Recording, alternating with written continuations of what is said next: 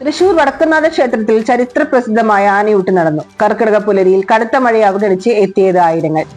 അടയാഭരണങ്ങളില്ലാതെ കരിവീരചന്തം തീർത്ത് വടക്കുംനാഥ ക്ഷേത്രത്തിലെ ആനയൂട്ട്. സംസ്ഥാനത്തിന് വിവിധ ഭാഗങ്ങളിൽ നിന്നായി ഊട്ടിൽ പങ്കെടുക്കാൻ എത്തിയത് 65ഓളം ആനകൾ. ക്ഷേത്രം തന്ത്രി പുലിയന്നൂർ ശങ്കരനാരായണ നമ്പൂതിരിയുടെ നേതൃത്വത്തിൽ പുലർച്ചെ 5-ന് ആരംഭിച്ച അഷ്ടദ്രവ്യ മഹാഗണപതി ഹോമത്തോടെ ചടങ്ങുകൾ ആരംഭിച്ചു. പിടിയാന അടക്കം 64 ആനകൾ ഊട്ടിനെത്തി. കുട്ടിയാന ഗുരുവായൂർ ലക്ഷ്മിക്ക് ക്ഷേത്രം മേൽശാന്തി ചെറുമുക്ക് ശ്രീരാജ് നാരായണൻ ആദ്യ ഉരുള നൽകി ആനയൂട്ടിന് തുടക്കം കുറിച്ചു.